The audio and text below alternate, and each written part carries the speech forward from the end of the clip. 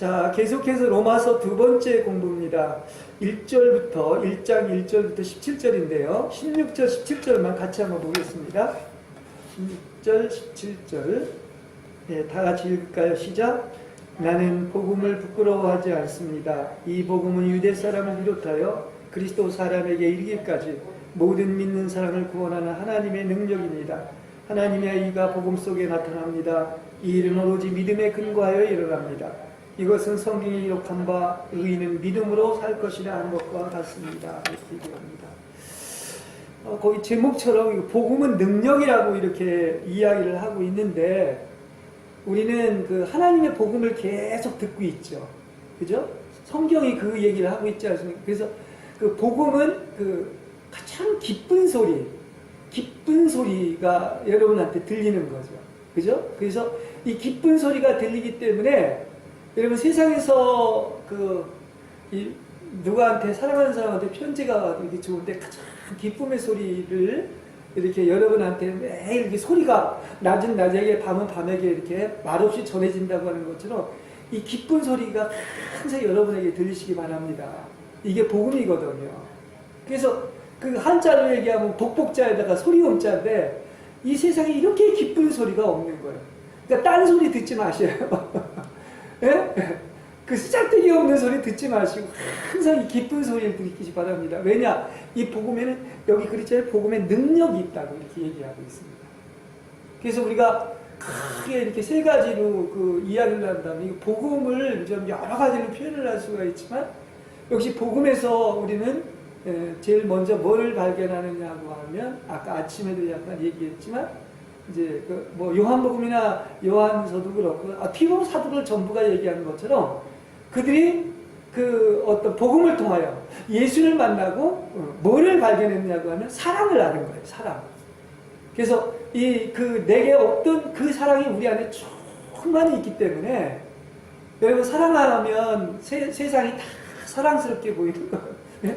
사랑으로 온통 도배가 되어 있는 것입니다. 그러니까 여러분은 그 모든 것을 그 예수님의 눈으로 보시고 이 사랑의 눈으로 본다고 하면 얼마나 이게 아름다운지 모든 게 아름다운 거죠. 사는 것도 숨쉬는 것도 꼬다라도 모든 게 다 그 사랑으로 이렇게 창조되어 있고 이렇게 우리를 사랑한다는 것을 언제나 안다면 내가 이렇게 사랑받는 존재구나 이렇게 귀한 존재구나 그걸 알 수가 있는 거예요. 그런 시각에서 여러분 보면 사랑스럽지 않은 게 없습니다. 세상은 마귀가 일시적으로는 뭐 세상을 어둡고 이걸 봐라 너 이런 거 했지 않느냐 참수하고 그럴지는 모르지만 근본적으로 본다고 하면 그건 잠시뿐인 것이고 영원한 하나님의 관점에서 본다고 하면 이렇게 인생은 아름답고 온통 사랑으로 충만하고 사랑으로 살고 영원히 앞으로도 사랑으로 산다는 사실이 이 복음의 큰 것 중에 하나인 것입니다. 또 하나가 뭐가 있느냐고 하면 여러분 이제 이건 아버지의 사랑이라고 하는 것이고요. 또 하나는 뭐가 있냐면 항상 우리 축도에도 얘기하지만 하나님이 은혜를 여러분한테 주신 겁니다. 은혜 아닌 것이 없어요. 그죠? 그래서 우리 은총으로 살아가고 있는 거예요. 그래서 은혜는 뭐냐? 그 그리스도가 여러분한테 나타나서 표현되고 여러분에게 주신 것입니다. 그러니까 우리가 사는 모든 것은 은혜라고 하는 것은 무슨 얘기냐고 하면 하나님께서 이미 여러분에게 모든 필요한 것들을 다 공급해 주시고 주셨다고 하는 거예요.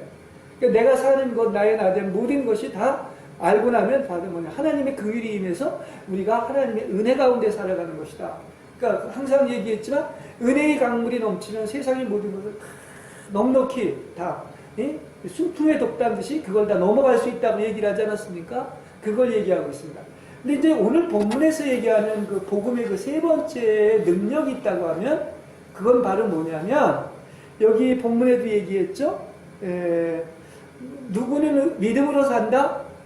누구는 믿음으로 산다. 의인은 믿음으로 산다는 거예요. 그러면 여러분은 의인인 것입니다. 여러분 하나님이 사랑도 쏟아부어 주셨고 은혜도 주셨지만 하나님이 여러분을 죄인이 아니라 뭐라고 그랬다? 의인으로 만들어 주셨다는 사실을 아시기 바랍니다. 이게 이제 하나님의 능력인 거예요. 그러니까 의인은 뭐냐고 하면 본래는 우리는 사단 마귀가 있는 죄인이었기 때문에 하나님과 화목하지를 못했어요. 원수과지가 됐어요. 이제 앞으로도 계속 나오겠지만 인간이 얼마나 철저히 타락하고 배반하고 또 나아가서 하나님을 거역해서 문둥병에 걸리고 마귀가 들었는지 이렇게 이제 앞으로도 계속 이제 얘기를 하는데, 이걸 하나님께서 만일에 여러분에게 이런 대가를 치르라고 한다면 모든 사람은 다 죄 때문에 지옥 가야 돼요. 한 사람도 그럴 수가 없습니다. 근데 하나님께서 값없이 우리를 위해서 대신 어떻게 됐습니까? 그야말로 십자가에 못 박히시고 피를 흘리시고 여러분의 모든 죄를 사해 주신 것이죠. 그러면 뭐 때문에 여러분이 의인이 됐느냐? 공짜로 된 거예요. 그게서 공짜로 된 거, 값없이 됐다고 하는 게 여러분이 무슨 막 수고하고 여러분이 대신 막 죽고 또 여러분이 막 열심히 온갖 고행을 다해서 된 것이 아니라 오직 값없이 하나님의 은혜로 말미암아 된 것이죠. 그래서 본래는 우리는 하나님과 우리 사이에는 이 건너갈 수 없는 아주 커다란 그 구렁이 있었습니다. 아무도 갈 수가 없어, 하나님 앞에. 그럼 모든 인류는 뭐 심지어 부처나 석가도 그렇고 다 어디 가야 돼? 지옥 가야 되는 거죠. 근데 놀랍게도 이 하나님과 우리 사이에 어떤 다리를 놓아주신 분이 있습니다. 그게 누구냐?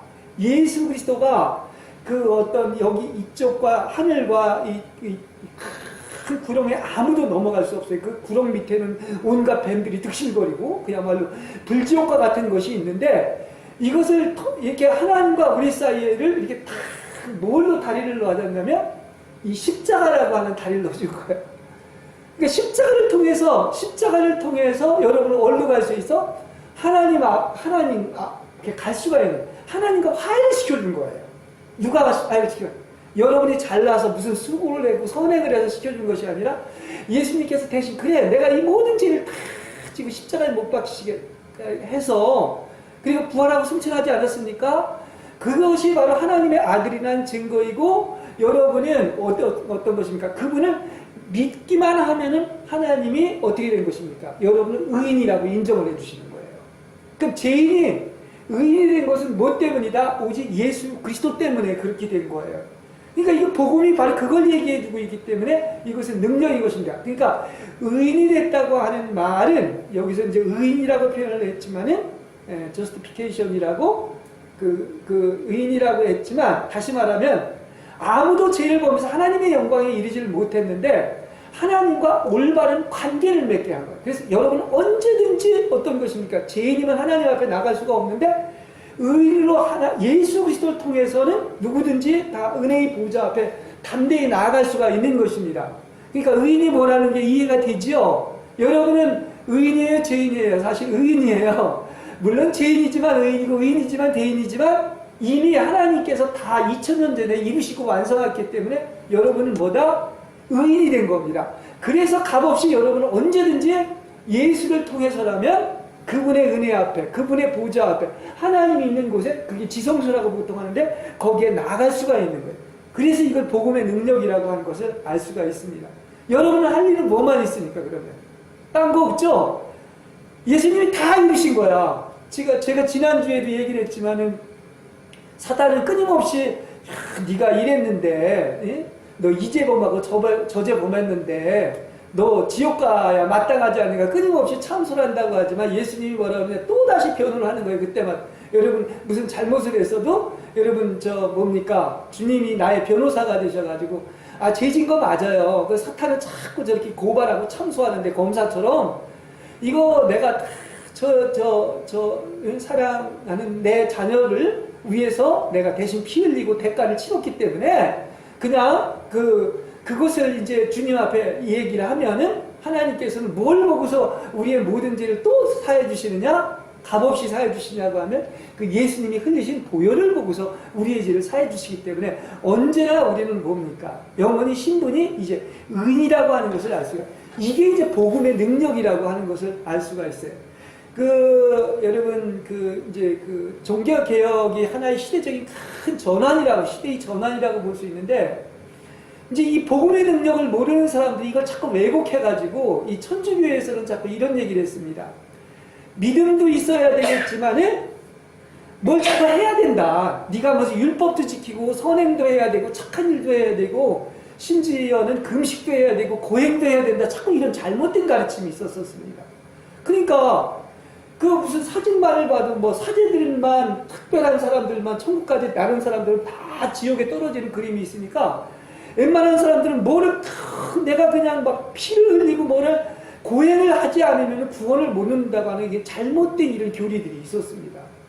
그래서 천주교에서 이건 이제 천주교가 본래 의견이 그렇지 않은데 이걸 자꾸 이제 잘못 인용을 한 거예요. 그러니까 천주교는 이 구원관에 있어서 뭐냐, 믿음도 50%지만 뭐가 50%야? 성원행을 해야 된다는 거야. 뭐 쉽게 얘기하면 내가 막 대가를 치르고 고행을 하고 막 이래야 된다는 것입니다. 여러분 불교나 이런 데서 고행을 얘기하지만 우리는 고행한다고 해서 하나님이 그걸 인정하는 게 아니에요. 오직 뭐 보고서 예수가 하신 그 사역을 보고 그 피를 흘리신 것을 보고서 그냥 값없이 공짜로, 그러니까 은혜라고 하는 거예요. 그죠? 그걸 얘기하고 있는 거예요. 근데 이거 시너기즘이라고 하는데, 인간이 내가 신하고 협동해야 그 구원을 얻을 수 있다. 이게 이제 시민협동론이라고 하는 것이거든. 믿음 50%에다가 뭐 50%?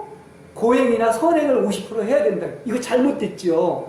그러니까 그 사제인 루터도 이게 고민이 됐던 거예요. 맨날 내 죄 때문에 내가 어떻게 하면 이 죄를 다 살 수 있을까, 이런 생각을 하면서 뭐 고행도 해보고 막 피도 내보고, 심지어는 그 로마 교황청에 가서 막 무릎으로 겨우 올라갔는데도 여전히 이 문제가 해결이 안 됐던 거야. 그러니까 막 공포의 하나님이고, 이게 자비와 긍휼의 하나님이 아니라 그야말로 당시에 그 그림도 그렇고 사제들도 그렇게 가리켰고, 구약에 이렇게 그 진노의 하나님인 것처럼 항상 자기한테 가는 막 너무 무시무시한 심판의 하나님으로만 다가온 거야. 근데 이제 그렇게 막 영적으로 치열한 전쟁을 하다가 어느 날 그 오거스틴 수도원에서 로마서, 바로 이 본문, 오늘 읽은 본문, 그리고 시편 22편을 읽으면서 빛이 쫙 들어온 거예요. 우리가 죄인이 의인된 것은 뭐냐? 이게 바로 오늘 본문에 얘기한 것처럼 바로 예수께서 우리를 위해서 대신 십자가에 피 흘리시고, 그 다음에 나아가서 부활하시고 승천하셔서 하나님의 아들로 인정되시기 때문에 바로 우리는 값없이 하나님과 나의 사이에 어떤 올바른 관계를 맺게 그리스도가 다 했다는 것을 알고 나서, 그것이 그렇다고 한다면 내가 한 일은 아무것도 없는데 여태까지 내가 그렇게 막 금식을 하고 막 고행을 하고 막 그 어떤 성지순례를 가고 막 무릎으로 겨우 했구나.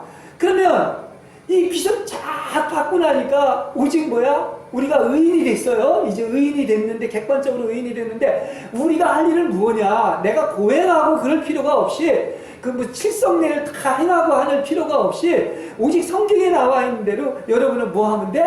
딱 한 가지밖에 없는 거야. 그게 뭐냐면 그냥 믿기만 하면 되는 거야. 무슨 얘기인지 아시겠죠? 이걸 알고 나서 그야말로 의인은 뭘로 산다? 믿음으로 산다. 하박국에도 나오는 거죠. 이게 이제 켈빈도 얘기했고 찌링글리도 다 얘기한 거예요. 그래서 그 잘못된 것이 오직 의인은 뭘로 산다? 그래서 믿음으로 산다는 얘기가 나온 거예요. 이걸 이신칭이라고도 그러고 이신득이라고도 그러는데, 영어로 얘기하면 justification by faith. 여러분, 우린 할 일이 없어요. 주님이 다 이루셨습니다. 그죠? 다 이뤘다고 그랬잖아요. 그럼 여러분은 뭐 하면 돼? 믿기만 하면 되는 거예요. 그죠? 이 믿음. 그래서 성경은 그렇게 얘기하잖아.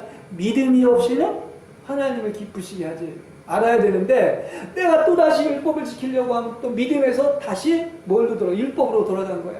이해가 돼요? 알겠죠? 하나님은 뭐를 기뻐하신다? 하나님이 다 하셨습니다. 이루셨습니다. 그러면 여러분은 그걸 다 믿으면 하나님이 기뻐하시는 거예요. 내가 자녀를 사랑하는 데 있어서 내가 다 했어요. 그거 너 하지 마, 걱정하지 마. 근데 그걸 믿지를 않고, 내가 아직도 술 먹고 내가 담배 피고 이런 죄 범했으니까 나 아버지께 나아갈 수 없습니다. 이러면 탕자하고 똑같은 거야. 그냥 돌아오기만 하면 기뻐하는. 그래서 그런 것입니다.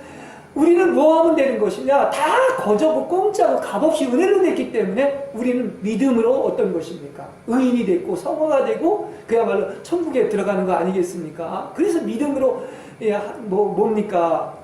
하나님을 기쁘시게 한다는 말이 거기에 나온 거예요. 하나님은 살아 계십니다. 그리고 그를 찾는 자, 그를 믿는 자에게는 반드시 뭡니까? 하나님의 아들들이 했을 뿐만 아니라 바로 상을 주신다는 사실을 믿으시길 바랍니다. 이게 그래서 은총인 거야. 은혜 아닌 것이 없는 것입니다. 이게 이제 루터가 이것을 깨닫고서 마치 내가 그렇죠. 지금 보면 우리는 쉬운 것 같지만 그때 당시엔 그랬던 것 같아요. 그러니까 100% 우리 뭘로? 믿음으로 우리 구원 얻었다는 것을 발견하고 나서 완전 자유와 해방감을 느낀 거야. 근데 이게 해결이 되지 않아가지고 괴로워가지고 별의별 방법을 다 써봤는데 그 종교에서 해보는 방식을 했는데 고행도 해봤는데 율법을 지켜봤는데 여러분 율법 지킬 수 있어요 없어요? 여러분 못 지킵니다. 10,000가지 중에 9,999가지를 지키다가도 한 가지를 못 지키면 못 지키는 거야. 그러니까 율법으로 구원을 얻는다는 것은 말이 안 되는 거예요. 그럼 뭘로 구원을, 선행으로 구원을 얻는 것도 말은 안 됩니다. 그죠? 그럼 뭘 하느냐? 그게 우리한테 가르쳐 주는 게 뭐냐? 사람은 그걸 죽었다 깨어나도 할 수 없는데 자꾸 어떤 사람들이 이거 해라 저거 해라 막 심지어는 주일 성수해라 11조 그것도 복음 안에서 그 얘기를 해야지 복음을 벗어나서 나보고 하라는 것은 다 율법인 거예요. 이게 참 여러분 알아들어야 돼요. 이게 분별이 와야 됩니다. 그러면 11조 하라 또 나아가서 주일 성수하라 복 받는다 율법을 지켜라 하는 것도 다 뭐냐 그것을 엄밀한 의미에서 여러분 보고 지키라고 그러면 봐서 내가 하는 건 다 뭐다? 그건 율법인 거야. 그죠? 여러분 하려고 하지만 아무것도 차라리 하지 마십시오. 하나님이 하신 것은 그것도 다 누가 했느냐? 이것은 지키라고 하고 내가 온전케 하기 위해서 왔다고 하는 것처럼 누구 안에서 주일 성수도 하고 누구 안에서 11조도 하는 거요? 영 안에서 그리스도 안에서 하시길 바랍니다. 그럼 그분이 알아서 다 하기 때문에 너무나 자연스러운 거예요. 자유한 거예요. 하지 말라고 그러더군요. 근데 막 시켜서 하는 것은 조금 하다가 막 속에서 뒤틀려가지고 안 하잖아요. 자녀도 마찬가지인 것이고 이렇게 얘기를 할 수가 있는 것입니다. 그러니까 이게 바로 이제 믿음으로 우리가 이렇게 의인이 되었다. 그리고 구원을 얻었다고 하는 어떤 복음의 능력이라고 하는 것을 알 수가 있습니다. 그러니까 우리 걱정할 게 없어요. 왜 그렇습니까? 누가 하셔? 우리 안에 그분이 들어와서 그분이 다 하시기 때문에 알아서 하시기 때문에 여러분은 뭐 하면 돼? 믿으면 되는 거야. 그냥 쭉쭉 받아만 드리고 그냥 순종하면 되는 거야. 그리고 그게 믿어질 때가 오면은 하지 말라고 그래도 산산수훈 지키기가 얼마나 힘들어요. 인간 중에 태어나서 그렇게 지키는 사람이 있어? 네? 내가 온전한 것처럼 너희도 온전하라고. 너희의 의가 바리새인보다 낫지 않으면 천국에 못 간다고 했는데 그런 사람이 세상에 어디 있어요? 내가 눈 씻고 봐도 없더라고. 그런데 놀랍게도 여러분이 누구 안에 있으면 그리스도를 믿으면 다시 말해 그리스도를 내가 믿는다는 것을 우리 안에 받아들이는 거예요. 그래서 그분이 살면 그분이 지키지 말라고 해요. 그분이 지키니 얼마나 이게 쉽고 편하겠어요. 그러니까 예수님이 그런 거야. 수고하고 구원 짓는 자들 제발 지금 네가 혼자 하려고 하지 마. 지키려고 하지 마. 내가 그런 하나님은 아니야. 내가 긍휼과 자비 하나님. 내가 그리스도께서 다 이뤘으니까 그냥 어떤 것입니까? 그냥 나를 믿기만 해. 그래서 내 안에 누가 살아? 예수가 살면 산상순도 완벽하게 지키는 거예요. 이게 생명의 성령의 복으로 사는 것이다. 이렇게 이야기를 할 수가 있는 것입니다. 그렇죠? 그래서 우리가 이렇게 본다고 하면 항상 너무나 많은 사람들이 아직도 내가 뭘 해야 하나님 조금 인정할 것 같고 잘한 것 같고 스스로 이렇게 위안을 얻고 그러는데 그것은 다 자기 의에 불과한 거야. 다시 한번 얘기합니다. 율법은 누가 하는 거예요? 율법은 다 내가 하는 거야. 그러니까 은혜, 다시 말하면 복음은 누가 하는 거야? 다 주님이 하시는 것입니다. 그죠? 그러니까 주님이 하시기 바랍니다. 여러분 안에는 주님이 하는 거예요. 그분이 하시니까 이게 쉬워 안 쉬워요? 쉽죠? 그분은 생명이 있으시고 우주를 창조하신 분인데 그분에 의해서 한다고 하면 그 생명의 성령이 모든 죄와 사망을 해방시킬 줄로 믿습니다.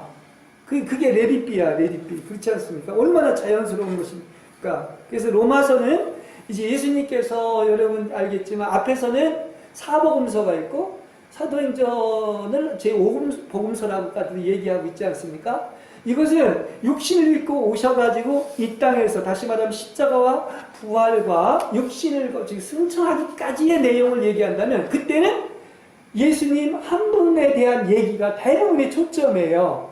그런데 이제 구체적으로 제5복음서인 사도행전을 통해 가지고 이제 한 아들만 있는 것이 아니라 이 그리스도가 뭡니까? 이제 많은 그리스도로 산출되는 거예요. 그러니까 로마서의 얘기는 뭐냐? 이제 한 아들이 있었었는데 십자가 부활을 거치고 하나님의 아들로 인정을 받았다고 그랬죠? 근데 그 아들이 이제 많은 아들이 되는 것인데 이게 소위 말해서 그리스도의 몸인 거예요. 로마서부터는 그게 시작이 되는 것입니다. 그렇죠? 그러니까 복음서에서는 누구만 있었어? 어떻게 보면 예수만 있었는데, 예수라는 한 아들만 있었는데, 지금은 누가 있어? 우리도 다 이제 하나님 미랄이 땅에 들어 죽으면 많은 열매 맺는 것, 많은 미랄들이 산출됐는데, 이게 바로 뭐를 얘기하느냐?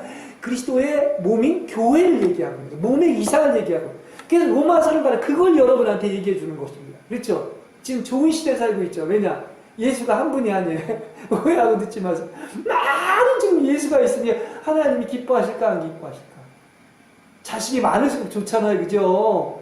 이렇게 많은 아들들이 하나들이 아니라 수십억이 될까? 하여튼 그런 아들들이 있으니 얼마나 그 기쁘게 그런 아들하고 그야말로 이렇게 장방형으로 이제 직사각형으로 되어 있는 새 예루살렘 새 하늘과 새 땅이 있는데 그게 이 겉의 어떤 모습이 아니라 바로 믿는 자들 아들들이 다 함께 모여서 완성된 것이 바로 뭐다? 그게 새 하늘과 새 땅이고 어디에서 이상하게 얘기하는 신천신지 그 좋은 것은 다 갖다 붙였는데 그게 그 거룩한 성 예루살렘이라고 하는 것을 알 수가 있습니다. 여러분이 얼마나 중요하냐 내가 오전에도 설교했지만 예수님만 하나님의 아들이 아니라 여러분도 뭐다? 하나님의 아들들이라고 하는 사실이에요. 그러니까 이걸 우리가 꿈꾼다고 하면 참 놀라울 것 같아요. 지금도 이렇게 여기에서 이 땅에서도 우리가 이걸 누리고 이렇게 복받은 걸 누린다고 한다면 그때는 하나님 사랑이 완전해지고 하나님의 얼굴을 대면해서 보고 주님과 지금도 동행하고 있지만 그야말로 다시는 눈물이 없고 빛이 필요 없고 정금 깔린 길이 있고 12진주문과 어떤 보석으로 되어 있는 그 새 예루살렘 성이 있다고 하는 것처럼 그런 어떤 공동체 한 몸을 이룬 것이기 때문에 그게 새 하늘과 새 땅인 것이기 때문에 그야말로 온갖 생명수의 과일이 맺히고 생명수의 강이 쫙 흐르는 것 거기엔 다시 요만큼도 눈물이 없고 아픔이 없고 고통이 없는 곳이에요. 그렇죠? 그러니까 우리가 그 아들로서 그걸 하나님의 영광만 봐도 그게 얼마나 영광입니까? 그죠? 얼굴에서 모세는 잠시만 문자의 사역을 하면서 얼굴에 빛이 났다고 했는데 그러면 우리가 거기서 할 것만 아마 상상을 해본다고 할지라도 예수님만이야 우리도 하나님의 아들이 돼서 왕으로 같이 살아? 그 상상만 해봐도 우리 얼마나 지금 찬란한 미래가 우리를 기다리고 있는가 하는 것을 알 수가 있습니다. 근데 자꾸 내가 미래 얘기만 하기 위해서 얘기하는 게 아니에요. 요단강을 건넌 사람 벌써 이 땅에서도 벌써 그렇게 시작이 됐다는 사실이에요. 그죠? 천국이 시작됐다 이렇게 얘기할 수 있습니다. 그리고 지금 이것은 하나님은 그렇잖아도 왜 창조를 했는데 이제 여러분들 어떤 사람은 그런 질문을 해요. 왜 죄짓게 만들었느냐? 이제 그런 질문을 많이들 이렇게 하셨죠. 왜 전지전능한 분들이 죄질 걸 알면서 왜 죄짓게 만들었냐 이렇게 얘기했는데 하나님은 완벽한 방법을 가지고 있습니다. 그래서 설사 죄를 졌다고 해도 완전히 버리는 것이 아니라 이미 창세전에 하나님은 어떤 약속을 하셨느냐 이 복음을 통해서 여러분이 결국은 하나님의 아들들이 되게끔 창세전에 이미 선택해서 계획했다는 사실을 믿으시길 바랍니다. 이걸 생각한다면 왜 우리를 죄짓게 만들었냐 이거보다 왜 로봇가 아니냐 이런 어떤 차원에 있어서가 아니라 하나님의 본래의 계획대로 결국은 여러분 모든 축복이 이루어질 줄로 믿습니다. 복음이 완성되는 거죠. 그죠? 예. 본래 이제 창세기 1, 2장은 이 천지창조를 이렇게 두 면에서 얘기하는 것이고 이 타락에 관한 3장은 없어도 되겠지만은 그래서 예수님께서 어땠습니까? 갈릴교에서 여자가 나온 것처럼 예수를 깊이 잠들게 하시고 거기에서 여러분을 산출해냈다는 그 죽음의 의미가 이미 창세전부터 계획이 되어 있다는 사실을 아시길 바랍니다. 좀 어려워요? 이해가 되죠? 무슨 얘기인지 아시겠죠? 바로 그것을 알 수가 있습니다. 그래서 우리가 성경을 전체에 읽으면 다 보면 구약도 율법이 아니에요. 누구는 자꾸 율법 얘기하는데 율법도 뭐를 얘기하는 것이냐? 율법도 완전한 것입니다. 그러니까 그리스도에게 인도하기 위한 것인데 결국은 창세기부터 말라기까지도 다 뭘 얘기하고 있어요? 뭘 얘기하고 있느냐? 벌써 믿음으로 구원을 얻는다고 하는 복음을 얘기하고 있다는 말이에요. 그죠? 근데 자꾸 구약은 율법이고 신약은 복음이고 이게 아니라는 얘기인 것입니다. 이미 구약 속에 복음이 다 들어가 있어요, 없어요? 있는 거예요. 쉬운 얘기를 하나 찾아봅시다. 우리가 인간이 타락하고 죄 짓고 나서 최초의 복음이 벌써 나와요. 그 전의 복음도 있지만. 여러분, 아담과 하와가 죄를 범했죠. 그리고 나서 그야말로 이제 에덴 동산에서 출발하기 전에 무슨 것인지 영적인 의미인 것인데 그 전에는 옷을 안 입고 있었죠. 예? 근데 그 어떤 수치와 부끄러움을 가리는 옷을 입혔어요. 그게 무슨 옷이에요? 무슨 옷이에요? 예? 가죽 옷이에요. 이것도 영적으로 봐서 이미 복음이 약속된 거야. 가죽 옷은 무슨 뜻이냐고 하면 우리가 죄를 범했습니다. 부끄러움이 있는 거예요. 그죠? 근데 그걸 가릴 수 있는 가죽 옷을 뒀다는 것은 그걸 뭘로 가릴 수 있냐? 가죽을 만들려고 하면 어떻습니까? 어떤 흠없는 동물을 죽여야 되는 거예요. 그래서 그걸 가지고서 어떻습니까? 그 죄의 부분을 가렸다고 하는 영적인 의미가 있는 거예요. 그럼 벌써 창세기부터가 뭐가 나와? 복음이 나오는 거야. 그쵸? 그걸 얘기하고 있는 거예요. 그러니까 벌써 피를 흘려서 너의 죄를 사해주겠다고 하는 이 복음에 반해서 가죽옷을 입힐 때부터 이미 복음이 나와 있다는 거예요. 가장 대표적인 것 중에 하나가 창세기 3장 15절에 한번 찾아보세요. 네, 같이 한번 읽겠습니다. 시작. 내가 너로 여자와 원수가 되게 하고 너의 자손을 여자의 자손과 원수가 되게 하겠다. 여자의 자손은 너의 머리를 상하게 되고 너는 여자의 자손을 발꿈치를 상하게 할 것이다. 이렇게 얘기하고 있습니다. 자, 이게 바로 이제 뱀에게 심판을 하죠. 사탄에게 이 심판을 하지 않습니까? 그러면서 뭐라고 얘기하냐면 너로 말미암아 여자와 원수가 되게 한다고 했어요. 근데 성경에서 여자는 누구를 얘기하고 있느냐면 바로 뭡니까? 누가 여자를 통해서 봤어요? 다 남자를 통해서. 이 성경의 개념은 이 육체로 낳은 사람들은 다 누굴 통해서 왔느냐? 남자를 통해서 온 거야. 다시 말하면 여자가 애 낳는 게 아니에요. 성경적인 개념은 여러분은 여자들이니까 밭이고 씨가 되는 거야. 누구시냐 이거야. 그죠? 근데 우리 인간들은 누구십니까? 사람의 적이죠. 그 어떤 남자의 씨 아닙니까? 남자를 통해서 났습니다. 근데 유일하게 그분은 누구를 통해서 났냐면 여자를 통해서 났어. 여자의 씨, 여자의 후손이야. 그게 누구예요? 예수인 거예요. 그래서 여기 보면 그래서 우리 교회를 여자라고 하는 거예요. 교회를 여자라고 하는 것인데 이렇게 그렇습니다. 이 마귀한테 사탄한테 저주를 받아 평생 동안 배로 기어다니고 흙을 먹어야 된다고 하면서 너로 여자와 원수가 되게 하는데 너의 자손을 여자의 자손과 원수가 되게 하는데 끊임없이 이게 사탄과 어떤 것입니까? 우리와의 싸움이야. 특히 예수와의 싸움인 거예요. 무슨 얘기인지 아시겠어요? 이게 영적으로 큰 겁니다. 그 여자의 자손은 너의 머리를 상하게 한다는 게 무슨 얘기인 것입니까? 여자의 자손이 누구야? 여자의 후손이. 마리아를 통해서 온 후손이 그리스도 아닙니까? 그리스도는 사탄 마귀의 머리를 완전히 이긴 거예요. 짓밟은 겁니다. 그죠? 사탄이 깨진 거죠. 실제 예수님이 오셔서 그렇게 됐죠. 그죠? 예수님 그 육체를 못 박힐 때 육체 속에 들어왔던 사탄도 한꺼번에 다 못 박혔어요. 그래서 어떻게 된 것입니까? 머리를 상하게 됐죠? 머리 상하면 뱀은 힘이 하나도 없잖아요. 그죠? 그걸 알 수가 있습니다. 그리고 너는 여자의 자손의 발꿈치를 상하게 할 것이다. 그러니까 사탄은 지옥 가기 전까지는 자꾸 뭡니까? 이 여자의 후손이나 우리 믿는 자들을 자꾸 무는 거예요. 어떻게든지 공격을 해가지고 넘어뜨리고 막 참소를 하고 공격을 해야 되는데 결국은 뭡니까? 대장 예수인 그분 여자의 후손이 있기 때문에 언제나 그분만 따라가긴 하면 우리는 나아갈 싸움에서 승리할 줄로 믿습니다.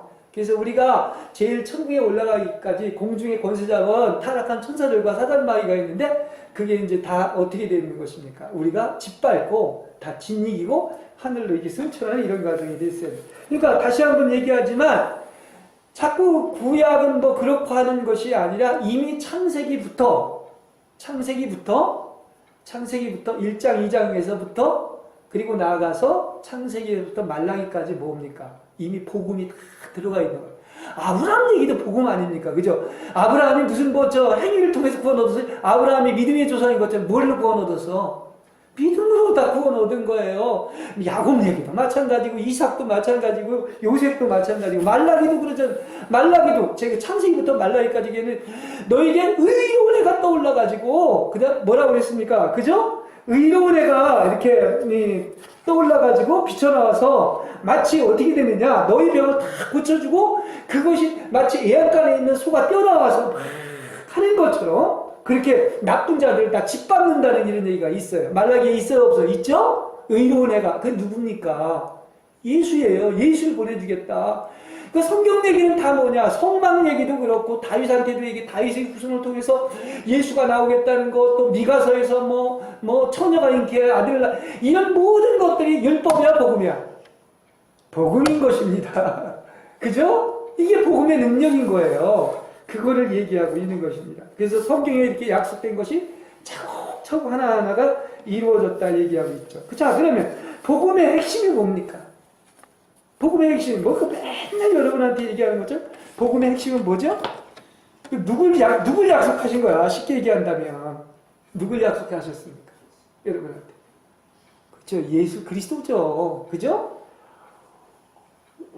성경은 다 그리스도 얘기고 구약 얘기는 뭐냐?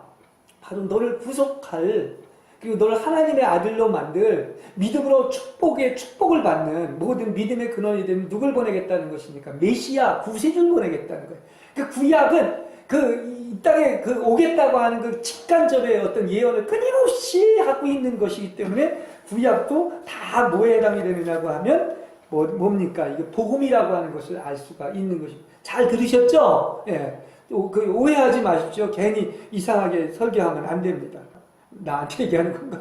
네, 그렇습니다. 그래서 여러분 보면 성경에 그런 얘기가 있죠. 로마서 아까 1장 3, 4절을 다시 한번 보도록 하겠습니다. 로마서 1장 3, 4절 같이 한번 읽어볼까요? 시작. 그의 아들을 두고 하신 말씀입니다. 이 아들은 육신으로는 다윗의 후손으로 태어나셨으며 성령으로는 죽은 사람들 가운데 부활하심으로 나타나신 권능으로 뭐라고 그랬죠? 하나님의 아들로 확정된 분이십니다. 그는 누구라고요? 곧 우리 주 예수 그리스도라고 하는 거예요. 그러니까 그 오실 메시아 구세주는 뭐냐? 육신으로는 누구의 후손으로 왔었느냐? 왕손인 다윗의 후손으로 왔다는 거예요. 그죠? 그걸 얘기하고 있는 것입니다. 그러니까 우리가 왜 예수님의 족보를 보면 그 왕의 계열인 다윗이 있고 또 솔로몬이 있고 뭐 그런 식으로 아브라함이 있고 한 것처럼 그게 쭉 나오고 있는 것을 알 수 있죠. 그러니까 다윗한테도 이런 얘기를 하지 않습니까? 너의 어떤 후손을 통해서 영원토록 왕 중의 왕이 이렇게 나타난다고 하는 이 약속을 다윗하고 하지 않습니까? 바로 그 얘기인 것입니다. 그래서 육신으로 본다면 다윗의 후손으로 온 것이죠. 그래서 왜 다윗의 자손 하고 왜 스로보니게 여인들 그 여러 사람들이 막 주님을 부를 때 그렇게 부르는 이유가 육신만으로 봤을 때는 다윗의 가계를 통해서 봤기 때문에 다윗의 후손인 것이죠. 근데 여러분 또 하나 중요한 것이 신성에 있어서 이걸 봐야 되는데 우리한테 오신 그 약속하신 그 그리스도, 그 성경의 모든 초점인 바로 그분 한 분은 이 축복을 주기 위해서 오셨는데 본래 이분은 신성을 가지고 있어요, 없어요? 본래 신이시죠. 그렇죠. 구약에서는 완전히 그 예호바 혹은 여호와 하나님이라고 해서 나는 스스로 있는 자인 것을 알 수가 있습니다. 그런 놀라운 분이신데 여러분이 이걸 구분할 여기 보면 하나님의 아들로 확정이 됐다 이 말을 잘 들으셔야 돼요. 이게 무슨 얘기냐? 인성은 인성으로 본다면 다윗의 후손으로 왔고 신성은 여전히 그분은 신인 거야. 신이면서 인간인 거야. 근데 와서는 어떻게 됐느냐? 처음에 있었던 오시기 전에 예수님은 뭘로 있었냐면 독생자로 계셨어요. 요한복음에 보면. 그죠? 그러니까 독생자는 뭐냐고 하면 이분만이 유일한 아들인 거예요. 더 이상 둘째, 셋째도 없는 이 아들인 것입니다. 그래서 이것은 그때는 신성으로만 있을 때는 뭐냐? 요걸 독생자라고 해요. 무슨 얘기 잘 드세요? 그죠? 근데 신성으로만 있을 때는 독생자인데 지금 있는 예수님은 어떤 것이냐? 하나님의 아들로 확정을 받으셨습니다. 그럼 이건 무슨 얘기냐고 하면 여러분 인성은 어디까지나 인자이기 때문에 이건 사람이란 말입니다. 근데 사람이죠. 근데 인자로 오신 사람이지만 그는 육신의 모양을 입고 오신 인자 아닙니까? 근데 죄는 없으셨죠. 근데 이 인성까지도 어떻게 됐습니까? 나중에는 예수님이 부활하시고 승천하심으로 말미암아 인성까지도 뭘로 인정을 받았느냐? 하나님의 아들로 인정을 받은 거예요. 할렐루야! 무슨 얘기인지 이해가 돼요? 굉장히 중요한 얘기예요. 그죠? 그냥 인성도 뭐가 된 거야? 하나님이 된 거야. 신성은 본래 신성이니까 하나님이고 인성도 하나님이 되신 거야. 할렐루야! 근데 이게 우리한테 왜 이렇게 복이냐? 우리가 인성을 가지고 있잖아요. 그런데 우리는 그분이 우리 안에 들어오면 우리도 하나님의 아들과 같이 되는 거야. 이게 엄청난 비밀이라고 하는 것을 알 수가 있습니다. 그렇죠? 그러니까 지금 있는 예수님은 어떤 옛날에 구약에서 오기 전에 예수님은 여호와 하나님은 신성만 입고 있던 하나님이었었는데 지금은 인성도 신성도 입고 있으면서 인성도 하나님의 아들로 인정되신 하나님의 아들인 거야. 그러니까 독생자와 하나님의 아들은 다른 거예요. 그죠? 그죠? 어떤 사람은 내가 이걸 다생자라고 했더니 뭐 성경에 그런 말이 있느냐 그러는데 예수님만 하나님의 아들이 아니라 우리들도 하나님의 아들들이 된 거예요. 참, 이 기막힌 비밀입니다. 만일에 하나님이 영만 가지고 계시고 몸이 없었다면 우리는 도대체 소망이 없어. 근데 우리 몸이 있잖아요. 근데 그분이 몸을 입고 오셔서 몸까지도 신성 하나님의 아들로 인정됐으니까 놀랍게도 몸을 가지고 있는 여러분들도 하나님의 아들이 되는 거예요. 이게 엄청난 계시라는 거예요. 아멘? 예. 이걸 이게 제대로 설명을 해야 이게 그거구나. 그러니까 그러지 않습니까? 저기 뭡니까? 막 예수님이 막 그런 얘기를 하니까 아니 나이도 50도 안 먹었으면서 어떻게 다윗의 물론 후손이기도 하지만 그 성경에 보면 다윗이 그 주님한테 뭐라 그러냐면 나의 주라고 부르시고 이렇게 성경에서 보면은 그런 얘기를 사도행전에도 여러 군데서 얘기하죠. 다윗이 기도하면서도 나의 주님께 얘기한 게 바로 그분이거든요. 근데 그분이 지금 이렇게 다윗의 후손으로 왔단 말입니다. 그러니까 성경에서 보면 어떤 때는 아기라고도 그러고 어떤 때는 아버지라고도 그러고 하여튼 여러 가지로 이렇게 막 이사야서 9장에 얘기하는 것처럼 그는 아기이며 아버지이고 전능하시고 뭐 경륜가이시고 모사이시고 하는 이유가 그래서 나온 것을 알 수가 있습니다. 그 지금 하나님은 그런 놀라운 하나님으로 있는 것인데 그래서 성경에서 심지어 이렇게까지 얘기를 합니다. 사도행전 13장 33절에 보면 너는 내 아들 내가 오늘날 너를 낳았다 이런 말을 하고 있어요. 그럼 누가 누굴 낳은 거야? 이건 하나님 아버지가 한 거야. 누가에 대해서? 예수에 대해서. 예수가 그전에는 그냥 독생자로만 계셨었는데 새로 난 아들이 있는 거야. 그 독생자가 새로 난 아들이 있는데 그게 누구냐? 신성과 인성을 겸비한 완전한 하나님이신 예수를 얘기한 거야. 그게 내가 너를 낳았다고 하는 것입니다. 그러면 다윗이 육신으로 볼 때는 자기의 후손이지만 사실은 이분은 영원 전부터 계셨던 분 아닙니까? 근데 그걸 이스라엘 사람들, 유대인들이 몰라가지고 아니 당신 50도 안 됐으면서 어떻게 그야말로 하나님 다윗보다 더 위에서 먼저 있었다고 얘기를 하고 또 주라고 얘기를 하느냐 신성모독하는 것이냐 이렇게 얘기하는데 지금 제가 설명을 듣고 나니까 여러분 알겠죠? 무슨 얘기인지 이게 무슨 얘기인지 알겠죠? 그렇습니다. 그 하나님이 그 하나님이다. 이제 이렇게 이야기를 할 수가 있습니다. 그렇죠? 이게 다 부활 승천을 통해서 그렇게 됐기 때문에 그래서 저는 이것을 이렇게 볼 때마다 우리도 새로 낳잖아요. 그럼 여러분은 몸을 가졌잖아요. 그럼 여러분은 뭡니까? 우리 또 새로 나는 거야. 그러니까 완전히 물과 성령으로 거듭나지 않으면 하늘나라에 갈 수 없다고 그랬잖아요. 근데 결국 그 목표는 하나님의 아들들이 아닙니까? 그러면 여러분 몸도 새로 나고 우리의 어떤 영도 거듭나고 우리가 성화되고 새로워지는데 이게 복음의 능력이라고 하는 거야. 주님이 그렇게 하는 것처럼 우리는 역으로 어떻게 되는 거야? 하나님이 사람 됐기 때문에 사람은 뭐가 되는 거야? 하나님이 될 수가 있어요. 할렐루야! 그러니까 여러분은 몸도 그렇고 어떻게 되는 것인가? 물론 신성이 있어서는 똑같진 않겠죠. 이건 잘 해야 돼요. 그렇다고 해서 예수님과 똑같은 건 아니야. 신성은 똑같지는 않지만 생명과 본성은 똑같이 가지고 있는 것이고 인성도 여러분 예수님처럼 어떤 몸이 돼? 부활한 몸이 되는 거예요. 이게 정확한 여러분한테 얘기해주는 복음의 능력인 것입니다. 그죠? 다 이해가 되죠? 예, 이걸 얘기하고 있는 것입니다. 자, 그렇다고 한다면 우리는 아까도 얘기했지만 우리가 할 일은 뭐냐? 우리는 뭐 하면 되느냐? 그걸 우리 부르심을 입은 이들에 의해서 우리는 어떤 것입니까? 여러분이 할 일은 뭐냐? 그 주님이 그 일을 다 하셨기 때문에 여러분 뭐 합니까? 믿으면 되는 거야. 그죠? 영적인 일을, 세상적인 것은 뭐 이렇게 이제 피아노 소리는 길로 듣죠? 책을 보려면 눈으로 보죠. 근데 하나님의 말씀이 사실이 되는 것은 뭘로 사실이 되는 거야? 다 믿음인 거야. 성령 충만한 거 믿으십니까? 그럼 성령 충만한 것입니다. 보혈로 깨끗함을 받았습니까? 제가? 믿으십니까? 그럼 깨끗함을 받았습니다. 이게 영적인 원리인 거야. 그러니까 오간을 통해서 다른 것을 듣는 것처럼 하나님의 진리가 실제가 되는 건 다 뭐를 통해서다? 믿으면 되는 거야. 안 믿으면 어려웠고, 안 믿으면 하나도 능력 나타나지 않아요. 그래서 오직 믿음이라고 하는 거예요. 믿음이 된다는 것이. 그 믿음으로 여러분은 뭐 하면 됩니까? 그냥 믿음으로 순종하면 되는 거예요, 여러분. 그렇지 않습니까? 따라가면 돼. 걱정할 거 없어. 주인이 있잖아요. 그분이 주인이시고 그냥 그분 하려는 대로 따라가면 되는 것입니다. 그러면 자연히 뭐가 임하겠어요? 아까 로마서 1장 1절부터 17절을 읽지는 않았지만 은혜와 평강이 임하는 거야. 그러니까 사도된 바울이 항상 편지할 때마다 그래서 뭡니까? 은혜와 뭐가? 평강이 여러분과 함께 하시기를 바랍니다. 이렇게 7절에서도 얘기하죠. 편지할 때마다 그러는 거야. 이게 복음인 거야. 그죠? 그 믿고 영접하는 사람들이 항상 하나님의 은혜와 평강이 임하는 거야. 할렐루야. 그죠? 여러분에게도 하나님의 은혜와 평강이 임했습니다.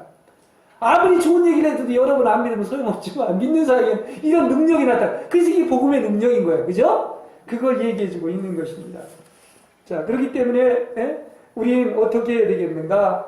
우리는 정말로 주님을 알되 어떻게 열심히 전파하고 참여해야 되는데 주님을 어떻게 한다고 그랬죠? 내가 항상 얘기하죠. 우리는 누구 안에서? 영 안에서 하는 거예요. 혼으로 능력으로 섬기지 않고 오직 뭘로 섬기는 거야? 영으로 섬기는 거예요. 그래서 로마서는 그 얘기를 계속 하고 있습니다. 사도 바울이 했던 그 모든 것들은 다 뭐냐? 왜 그런 능력이 나타났느냐고 하면은 다 뭘로 섬기냐? 할례당이 아니라 무할례당인데 무할례당의 특징은 바로 뭐냐고 하면 내가 뭐를 내 힘으로 뭘 섬기고 내 혼으로 내가 뭘 지키고 율법으로 내 능력과 재간으로 섬기는 것이 아니라 다 뭘로 섬겼다? 거듭난 영 안에서 영으로 섬기는 하나님인 거예요. 그죠? 그러니까 우리 신앙생활은 다 영으로 하는 거야. 아까도 얘기했죠? 주일 성수하고 11조 하는 것도 내가 하는 것이 아니라 영 안에서 하는 거예요. 모든 것이 마찬가지 원리인 거예요. 영 안에서 섬길 때 복음도 전파하지 말라고 해도 전파가 되는 것이고 복음 전파하는 거예요. 막 가서 1년 동안 적어도 2명씩 전도하세요. 이게 아니라 여러분 안에 주님이 있다면 영 안에서 섬긴다면 성령께서 그렇게 하신다니까요. 예. 이게 영 안에서 섬기는 하나님인 거예요. 그래서 바울은 평생 동안 어떻게 됐습니까? 내 안에 내주하시는 그 생명 주는 영으로 그분이 하게끔 했기 때문에 성령이 그렇게 하시니까 그냥 자연적으로 한 것이고 또 나아가서 그렇게 능력이 임한 것이고 또 내게 능력처럼 모든 일을 할 수가 있었던 것이고 일루리건까지 복음을 편하게 전했던 것이고 성령이 있었기 때문에 감옥에 가건 무엇을 하건 그렇게 40의 감암매를 맺건 또 죽을 고비를 넘고 사망이 나에게 있건 다 이걸 넉넉히 이겨낼 수가 있었던 거예요. 누가 있기 때문에? 영 안에서 섬겼기 때문에 성령에 의해서 되었기 때문에 이런 것을 알 수가 있습니다. 그리고 또 어떤 것이 있느냐? 우리는 어떻게 해야 되느냐면 이 기도가 같이 가야 되는 것입니다. 기도가 이게 복음 전파도요. 복음 전파도 그거 이 일이 아닙니다. 우리는 이 일이 아닙니다. 이것은 바로 뭐냐? 이건 성김이고 성령이 그렇게 하라고 했기 때문에 하는 것이기 때문에 우리는 영과 함께 하려고 한다면 뭐 해야 되겠습니까? 기도해야 되는 거예요.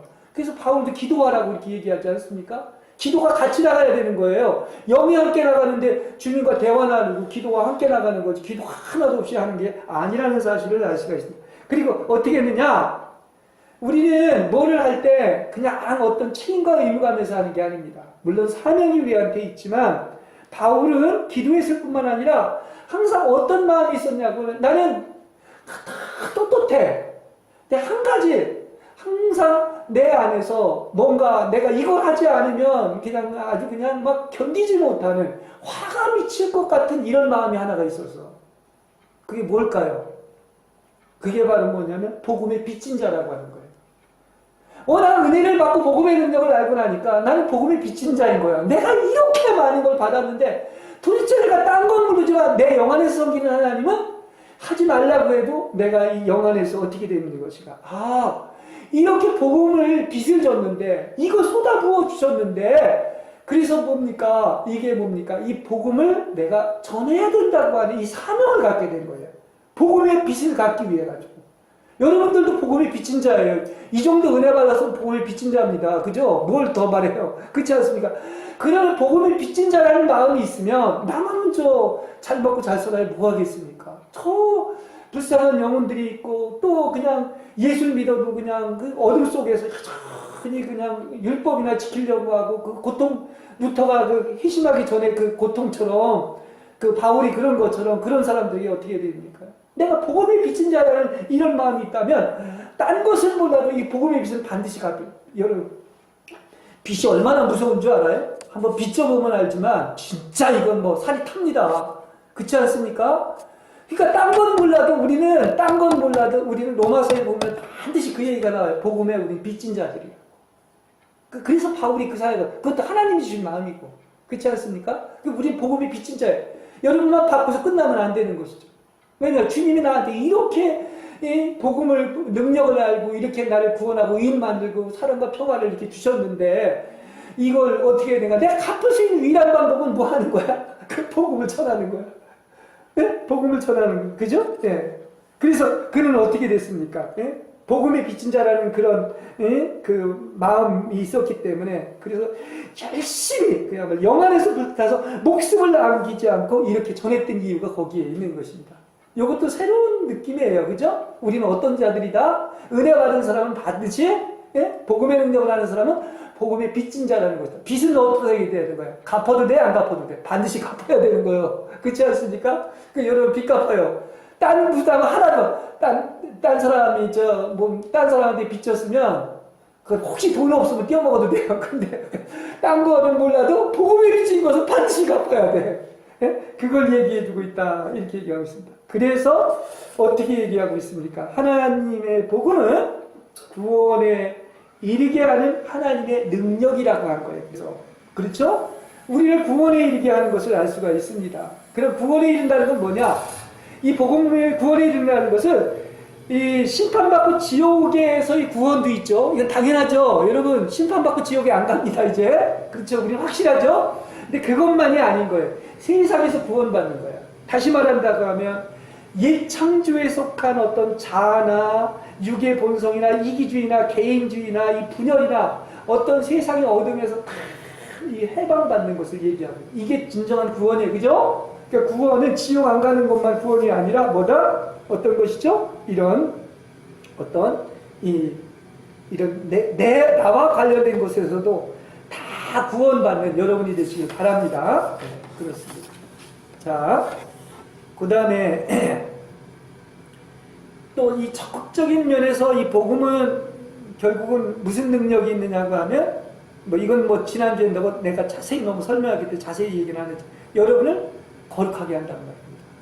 복음은 아까도 그랬죠? 오전에도 설계했듯이 정말로 우리 안에 그분 아닌 어떤 요만한 흠정티도 없이 깨끗이 청소되는 이런 사람이 돼야 된다. 우리는 예수를 믿고 뭐 이름으로는 의인이 됐다, 성화됐다, 그 다음에 영화됐다 얘기하지만 아직도 청소되지 않은 찌꺼기들이 우리 안에 있을 수가 있는 거야. 아까 그랬지? 무슨 뭐죠? 그 열병, 그 성질이라든지 우리의 또 귀신 들림이라든지 이런 것들이 우리 안에 아직도 찌꺼기로 남아있으면 안 된다는 얘기인 것입니다. 그렇죠? 흠잡기 없이. 이게 이제 거룩이죠? 그리고 여러분 안에 또 오직 그리스도의 형상이 새겨지는 것이고 형상에 이르는 것이 그리스도처럼 그리고 영화되는 이런 모든 것들. 이건 지난주에 너무 자세히 설명했기 때문에 이게 이제 복음의 적극적인 면이에요. 그래서 그분과 같아지는 것을 이야기하고 있는 것입니다. 그래서 결국은 하나님의 복음에 나타난 능력은 어떤 것입니까? 이것은 여러분이 정말 신령한 크리스찬, 영에 속한 그리스도인이 돼가지고 완전히 어떤 것입니까? 모든 믿는 자들과 완전히 하나로 연합되는 거야. 우리는 이게 있어요. 주님도 개인으로 끝나면 안 되는 것처럼 진정한 의미에서의 그 연합된 거 하나 되면 뭡니까? 몸이 다 형성이 돼요. 코도 있고 입도 있고 눈도 있고 이 신령한 크리스찬들이 모여서 한 몸을 이뤄야지만이 천연왕국이 완성되는 거예요. 그렇다고 한다면 나만 혼자 잘해서도 안 됩니다. 독불장군이 돼서도 안 돼요. 여러분도 성숙해야 돼요. 신령한 그리스도인들이 돼야 돼요. 이렇게 되면은 하나님이 너무 기뻐하시고 또 나아가서 이 몸의 이상이 우리를 통해, 우리 교회를 통해, 우리 가정을 통해서 이루어지는 거예요. 만약에 가정에 한 사람은 신령한데 한 사람은 여전히 뭐 예수도 안 믿는 사람이다. 그거 힘듭니다. 엄청 힘든 거예요. 예수를 믿어도 여전히 자아가 살아있고 어떤 자기의 의가 살아있고 또 어떤 뭡니까? 땅에 속한 어떤 혼에 속한 것이 있다면 영적으로 얼마나 힘든지 몰라. 근데 오직 영 안에서 이 성령도 하나고 주님도 하나고 성령 안에서 하나인 것처럼 하나로 영이 됐고 결합이 돼 있고 영적인 교통이 일어난다. 이건 천국인 거예요. 너무나 행복한 거예요. 무슨 얘기인지 이해가 되죠? 이게 한 몸이라는 거예요. 마음도 같아야 되고 영도 같아야 되고 그게 다 주인이 그리스도 안에서 통일되는 것이면 주인이 따로 될 필요가 없죠. 여러분들 왜 겸손해야 되느냐면 여러분 주인이 누구예요? 주님이십니다. 근데 가정에서도 아니 이거 존경하는 그런 의미가 아니라 그 질서가 있는 거야. 그 진짜 지혜로운 사람은 주인이 하는 대로 하는 거예요. 다시 말하면 우리는 뭐 할 때 안 하는 이유가 다 어디에 있느냐? 다 보면 아직도 사실은 내가 주인이기 때문에 내 마음대로 하는 거예요. 진짜 주인이 주인이라면 성경이 하라는 대로 왜 주일 성소를 안 하겠으며 왜 성경 말씀대로 살지를 않겠으며 어디 한 번이라도 내 마음대로 내 기분대로 살겠습니까? 아니죠. 왜냐면 나는 종이 그분의 주인인데 그러니까 나는 저 신부고 그분은 신랑인데 여자가 어디 신랑 말 안 들어가지고 복 받는다고 생각하면 안 되는 거예요. 이게 성경의 원리라니까. 예. 그러니까 복 받길 원한다고 한다면 주인께 절대 순종하는 게 그게 성경의 복 받는 원리야. 어? 그걸 얘기하는 것입니다. 그렇죠? 예. 그래서 우리가 이렇게 믿음으로 말미암아 의인이 됐다고 얘기했는데 하나님이 그 성경에도 제가 얘기했지만 죄에 대해서 의에 심판에 대해서 했는데 의라고 하는 것은 무슨 얘기냐고 하면 하나님이 그 의를 인정해 주신 그 분명한 증거가 승천하시고 나서 하나님의 아들로 인정을 받지 않았습니까? 그러니까 그분을 통해서 우리도 다 의인이 된 것이에요. 그죠? 그게 의로 인정을 받았기 때문에 그런 것을 알 수가 있습니다. 그러니까 그렇게 본다고 한다면 이게 바로 뭐죠? 예, 우리는 그분을 통해서 그야말로 의인이라고 하는 것이 이제 이 일반 번역에는 다 의인을 들었지만 그전에는 완전 불화의 관계, 천천지 원수의 관계였었는데 올바른 관계가 맺어진 거예요. 여러분 지금 하나님과 올바른 관계가 맺어졌으니까 이것은 사실 또 인간관계도 마찬가지예요. 여러분 부부하고도 올바른 관계가 맺어졌습니까? 자녀하고도 올바른 관계가 맺어졌습니까? 그와 마찬가지인 것처럼 그렇게 하나님과 우리는 올바른 관계가 맺어진 것이다. 이렇게 볼 수 있습니다. 그래서 이거는 그리스도께서 다 이루신 거라고 해서요. 하나님의 의와 거룩과 영광의 모든 욕구를 이루시는 것을 말하면 여러분은 뭐만 하면 된다? 믿기만 하면 된다고 하는 것을 이야기를 하고 있는 것입니다. 그래서 여러분 것이 다 이 성경에 있는 이 모든 복들이 여러분 것이 되길 원한다고 하면 뭐 하면 되는데 우리가 할 일은 믿으면 되는 거야. 그리고 순종하면 되는 거야. 왜냐? 그분은 나는 이다이신 분이야. 나는 모든 것을 만대의 이다이신 분이야. 나는 사랑이다. 나는 진리다. 나는 평화다. 나는 의다. 그러면 여러분 꼴이 되는 걸 뭐 하는 것이냐? 바로 그러한 분임을 믿으면 그분의 의가 여러분의 의가 되고 그분의 사랑이 여러분의 사랑이 되고 그분의 평화가 여러분의 평화가 되는 거야. 아멘? 그렇죠? 그게 이다의 표시. 그걸 믿는 거야. 여러분 그런 분임을 믿으시면 아멘 하시기 바랍니다. 그죠? 정말 만유를 포함한 그리스도를 믿으시면 아멘 하시기 바랍니다. 그런 분을 우리가 믿는 거야. 그게 시시하고 째째하고 믿는 게 아니라 그렇게 어마어마하고 말로는 다 얘기할 수 없는 그런 엄청난 분을 믿는 것인데 그 믿는다는 건 뭐냐? 내가 얘기했죠. 우리는 정말 가면 갈수록 그냥 모든 걸 다 포용할 수 있는 관대한 그런 그 믿음을 받아들이는 거죠. 조금 받아들이면 그만큼밖에 믿음이 아닌 것이죠. 그래서 우리가 왜 비유로도 그러지 않습니까? 뭐 어떤 강 같은 또 어떤 그릇이 잔챙이라면 요만한 잔챙이 속에 물은 그만큼 담았지만 태평양 같이 아니면 우주보다 넓다면 그걸 다 받아들일 수 있는 거 아니겠습니까? 그렇죠? 그러니까 얼마나 여러분이 흡수하고 받아들이냐 이제 그게 믿음이라고도 볼 수가 있는 것인데 그래서 이 복음의 열쇠와 목적은 뭐냐? 항상 이 종기기의 주제이기도 하지만 의인은 뭘로 산다? 뭘로 살아? 믿음으로 사는데 그야말로 그 우주보다 큰 받아들임으로 말미암아 정말 어떻습니까? 그분의 생명을 얻고 그분의 모든 것을 얻고 사시는 여러분이 되시기를 주님의 이름으로 간절히 축원합니다. 네. 이게 바로 복음의 능력이고 또 나아가서 이렇게 의인은 여러분 우리는 앞으로도 계속 뭘로 살아요? 우리는 뭐 이렇게 눈에 보이는 것으로 사는 것도 아닙니다. 그죠? 그리고 또 내가 뭘 해서 사는 것도 아닙니다. 오직 의인은 주님이 하신 이미 이루신 일이 다 이루어졌어요. 앞으로 이룰 일이 없어요. 그죠? 그걸 뭐 하는 것입니까? 다 믿어서 다 여러분의 것이 되시기를 간절히 축복합니다. 네.